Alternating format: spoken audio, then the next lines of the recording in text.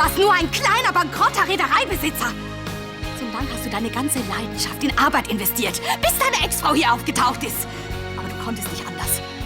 Du konntest auf meinen Gefühlen rumtrampeln. Das konntest du. Wenn ich dir verspreche, keine zwielichtigen Figuren mehr in der Pension zu treffen, darf ich mein Zimmer dann behalten? Kannst du es schwören? Hoch und heilig. Ich dachte, Andi wäre für dich tabu. Ist er doch auch. Von wegen. Mann, Jana, ich finde das echt scheiße. Mann, was denn? Dass du dich an Andi ranmachst, nur weil er mit Franziska Stress hat.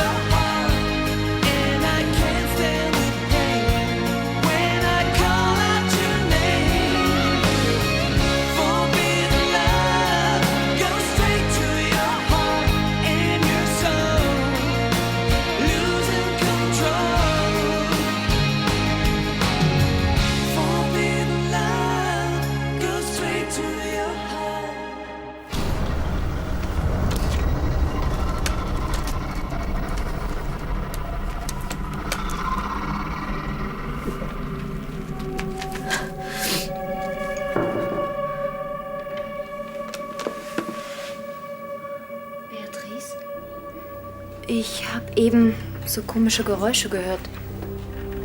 Ich dachte, ich schau mal nach. Mir sind nur ein paar Sachen runtergefallen. Scherben bringen Glück. So heißt es doch. Naja, Würdest du bitte Christiane Bescheid sagen?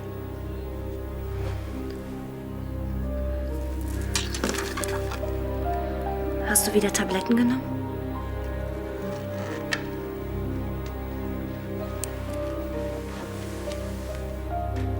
Beatrice.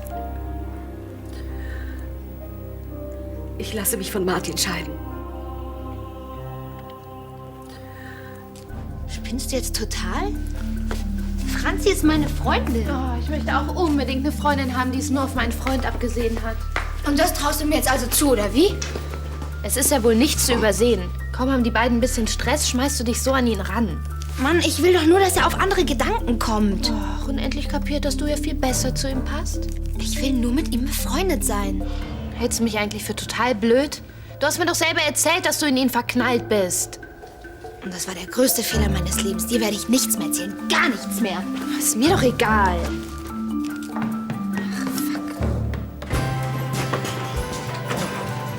Hi, Schatz. Hi. Oh, sorry, dass ich zu spät bin. Oh, ich hätte wissen müssen, dass Arno sein Werkzeug nur verleiht, nachdem er einen Vortrag gehalten hat, wie was funktioniert. Mach dir mal keinen Stress. Hanna ist auch noch nicht da, um mich abzulösen. Ja, dann schrauben wir eben die paar Möbel später zusammen. Die Paar? Du warst doch dabei, als ich das halbe Möbelhaus leer gekauft habe. Hoffentlich hat Hanna mich hier nicht vergessen.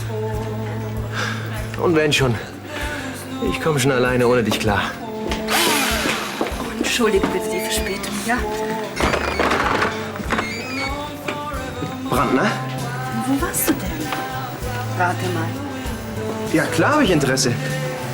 Lars? Ja? Ich hab's gewusst, du!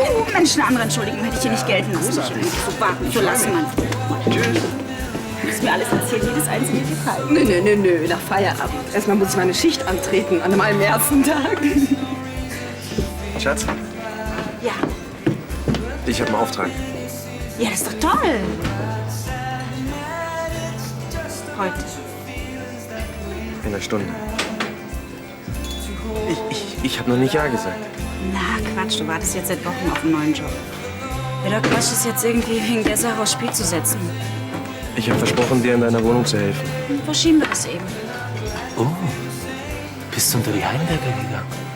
Oder knippst du neuerdings auf Werkzeuge? Svenny Boy, sag mal, was hast du denn heute vor?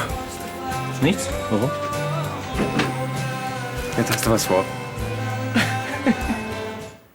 Ich habe ihn so geliebt. Ich frage mich die ganze Zeit, was ich falsch gemacht habe. Warum er für Silvia mehr empfindet als für mich. Du hast nichts falsch gemacht. Sowas darfst du gar nicht denken. Wenn jemand Schuld hat, dann Martin, weil er nicht zu schätzen weiß, was er an dir hat. Aber du darfst dich nicht so hängen lassen. Ich habe keine Kraft mehr. Deine Kinder sind für dich da. Und deine Freunde. Du bist nicht allein. Ja, das ist richtig. Ich bin nicht allein. Und wer braucht schon einen untreuen Ehemann? Eben. Und die brauche ich auch nicht mehr.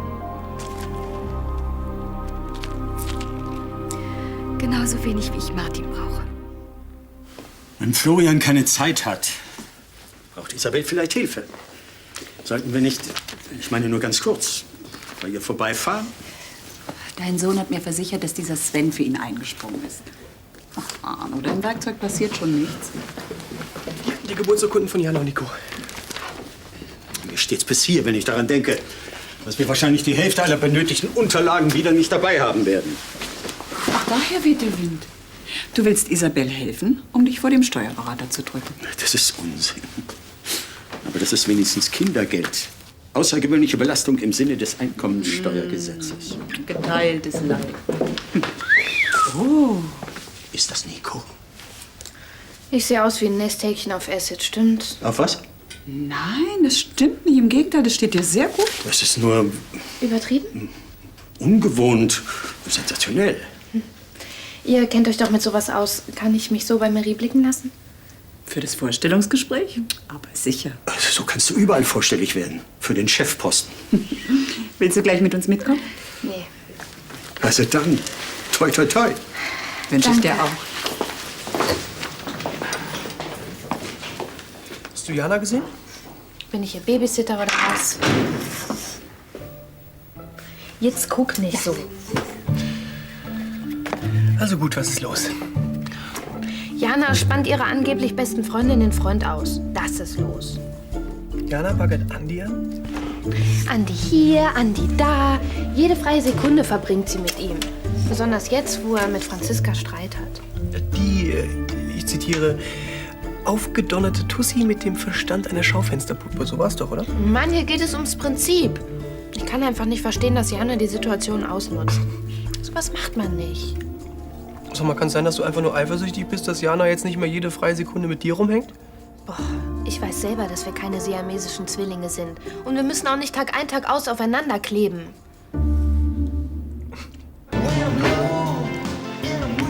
So, deine Cola, Jana? Ist doch lustig, dass dein Mann das Regal meinen Vornamen trägt. Wenn das kein schlechtes Omen ist. Habe ich etwa einen Hauch von Zweifel? Naja, unsere erste Begegnung, die war ja wohl ein bisschen abenteuerlich, oder? Warte erst mal ab, bis du mich schrauben.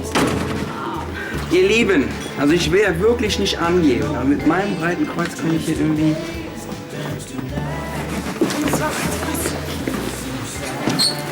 Hallihallo. Hey, Andi. Hi. Und, wieder alles fit? Ich wusste gar nicht, dass man nach Skaten so einen Muskelkater haben kann. Aber Spaß hat's gemacht. Gut. Hanna.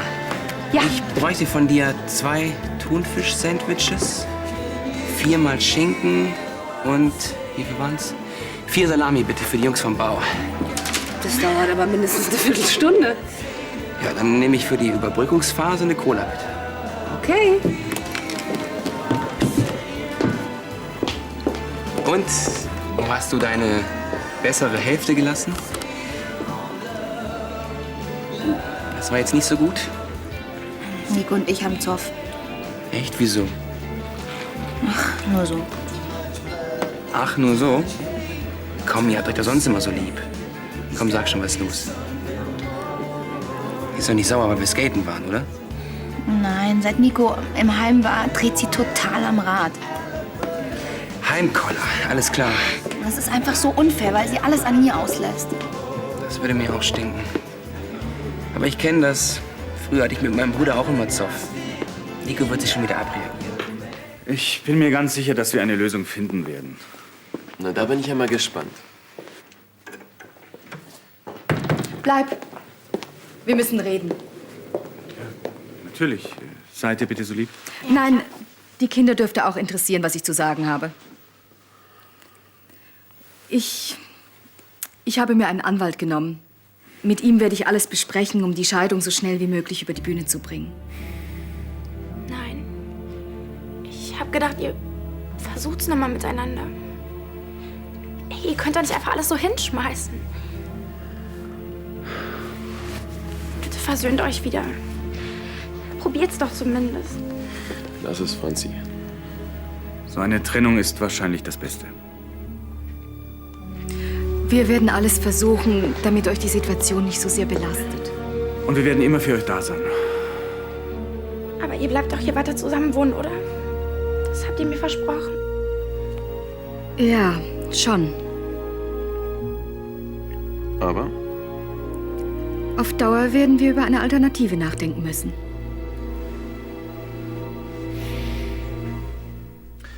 Ich schlage vor, wir fangen mit meinem Namensvetter an.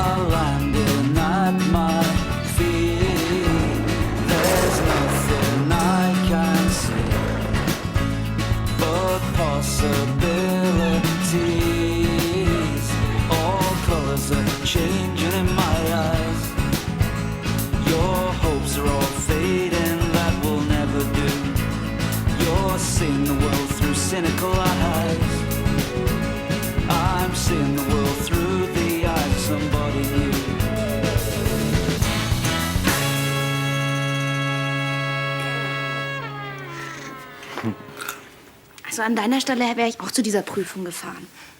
Dankeschön. Es hätte verdammt ins Auge gehen können. Aber dann wäre ich nicht in den Genuss deiner Kochkünste gekommen. Also wenn ich noch irgendwas für dich erledigen kann, vielleicht ein Video? Ist mir peinlich, aber im Label, da liegen ein paar Demo-Tapes und Marie hat mich gebeten, mal reinzuhören. Bin schon unterwegs.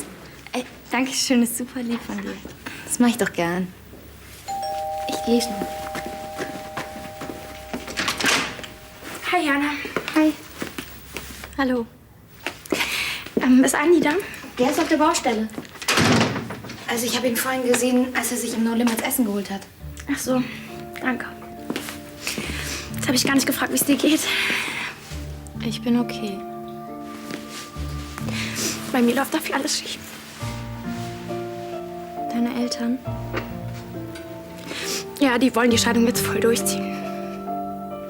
Es tut mir leid. Oh Mann, wenn ich Andi gestern deswegen nicht so angemacht hätte, dann wäre er jetzt bei mir. Ich brauche ihn doch.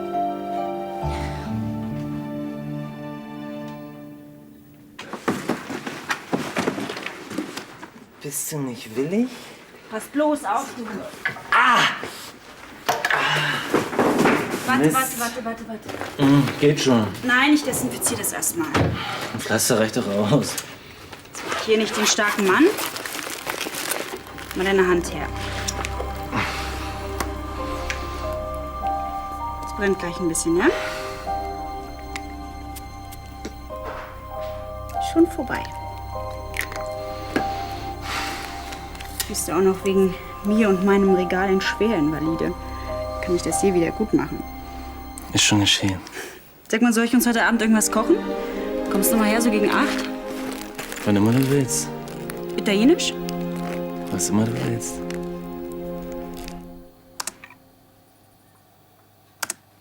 Nein, das darf jetzt nicht wahr sein. Du stürzt jetzt nicht ab.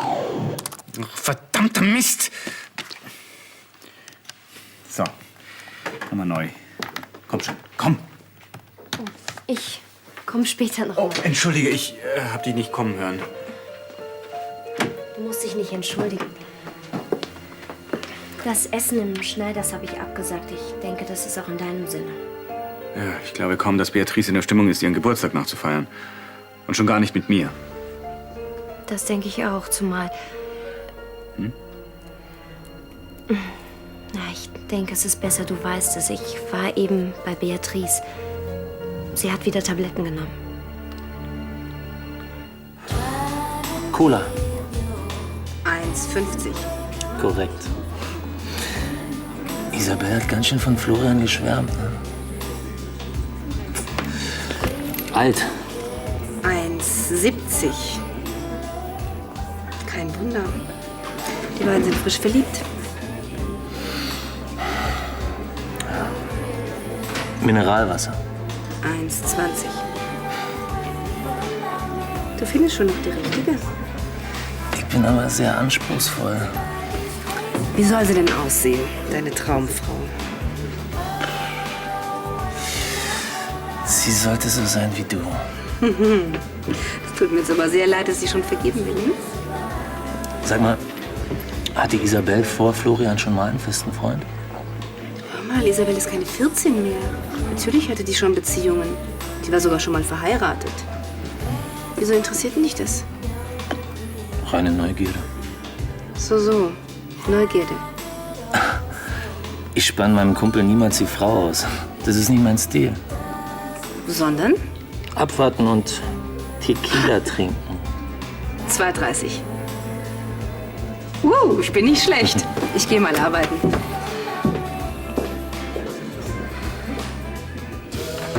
Soll ich dir eine Tüte geben? Nee, das geht auch so. Danke. Das war erstmal das Wichtigste. Ach so, das ist Jens, unser Tontechniker. Jens? Das ist Nico, unsere neue Praktikantin. Hi. Hi. Mein Kaffee eigentlich mit 2 Stück Zucker und einem kleinen Spritzer Milch. Echt? Was für ein Zufall, ich auch. Wo du gerade dabei bist, bringst du mir eine Tasse mit? Na, das kann ja heiter werden. Ja, Daniela kennst du ja schon, ne? Ja. Ciao. Hey, Jens, die Band kenne ich. Ja, das war ja zu befürchten.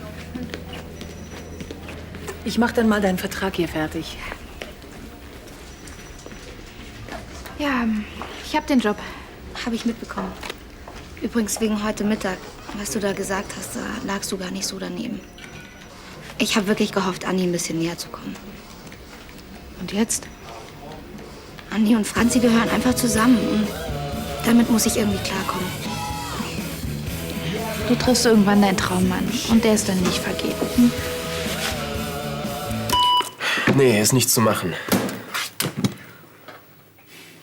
Der ist genauso im Eimer wie deine. Wie meine Ehe, wolltest du sagen. Galgenhumor ist auch eine Form von Problembewältigung. Was verlangst du denn von mir? Soll ich so tun, als ob nichts wäre? Das kann ich nicht. Du weißt ganz genau, dass Beatrice für mich immer wie eine Mutter gewesen ist. Und es mir verdammt schwer fällt, zu akzeptieren, dass ihr euch beide trennt. Jetzt siehst du eine andere Lösung. Und was ist überhaupt mit Franzi? Sie hängt nämlich an euch beiden. Unser Verhältnis zu Franzi wird sich nicht ändern. Also ein Ende mit Schrecken.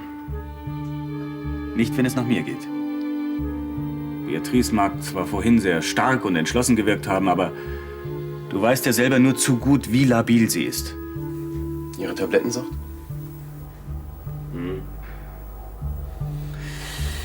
Um sie nicht wieder in ihre Abhängigkeit zu treiben, werde ich natürlich versuchen, die Scheidung so schnell wie möglich über die Bühne zu bringen. Das hört sich ganz vernünftig an. Natürlich werde ich ihr bei der Trennung so weit wie möglich entgegenkommen. So ist die Rechtslage. Mehr wollte ich gar nicht hören. Wenn Sie noch weitere Fragen haben... Dann wende ich mich an Sie. Vielen Dank nochmal. Einen schönen Tag. Danke. Wiedersehen, Dr. Brettschneider. Angelo. Ja, Ist das nicht Dr. Brettschneider? wie er leibt und lebt. Beatrice, dann wird es jetzt also ernst? Das Gerücht hat demnach schon die Runde gemacht. Naja, wenn du dich mit einem der renommiertesten Scheidungsanwälte triffst. Bevor er Martin vertritt. Ach, vielleicht kommt ihr doch ohne Anwälte aus. Ich könnte mir vorstellen, dass Martin an einer einvernehmlichen Lösung liegt, oder? Das ist ja wohl auch das Mindeste. Nach allem, was er mir angetan hat.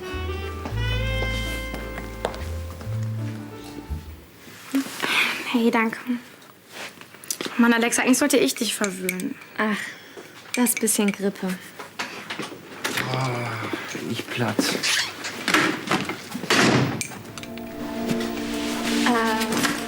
Einer von euch beiden sollte jetzt vielleicht was sagen. Ich. Andi, ich war total unfair zu dir. Nein. Dass dir die Sache mit deinen Eltern an die Nieren geht, das war doch klar.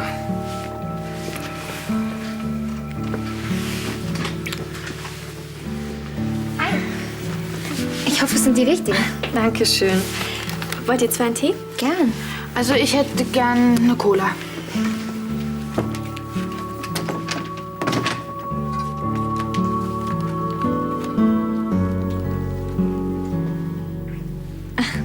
Unser Traumpaar müsst ihr einfach ignorieren.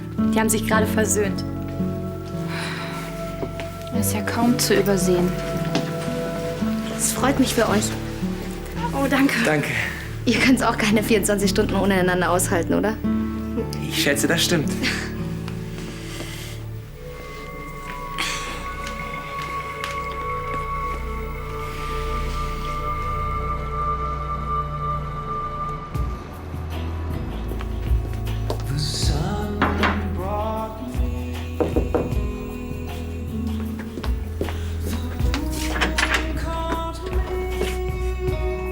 Schick siehst du aus. Ja, Moment, das ist mein Text.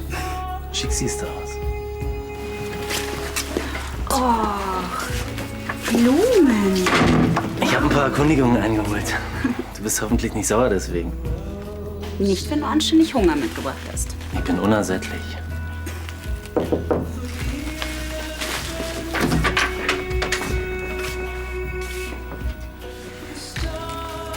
Oh, da bin ich wahrscheinlich etwas zu spät. Die sind von Sven. Bitteschön. Die duftet aber toll. Du duftest toll. Sind Sie der Computerspezialist oder ich? Idiot. Beatrice, bitte. Das ist doch kein Zustand. Wir müssen doch irgendwie miteinander klarkommen. Müssen wir nicht. Mir wäre es sowieso am liebsten, wenn wir in Zukunft nur noch über unsere Anwälte kommunizieren würden. Von meinem wirst du übrigens in Kürze hören. Pass auf, ich habe mir Folgendes gedacht. Ja? Was denn? Die finanziellen Mittel teilen wir uns. Das Haus behältst natürlich du und was die Firma betrifft, so wird es das Beste sein, wenn ich sie weiterführe und du wärst so eine Art stiller Teilhaber. Ich? Stiller Teilhaber? Ja, du willst doch nicht im Ernst mit mir weiter zusammenarbeiten? Wenn ich dich daran erinnern darf. Beinbach All Media ist meine Firma. Sie gehört mir ganz allein. Du bist nur mein Angestellter. Das ist doch wohl lächerlich. Na gut, dann bringen wir es eben gleich hinter uns. Du bist entlassen, Martin. Und zwar fristlos.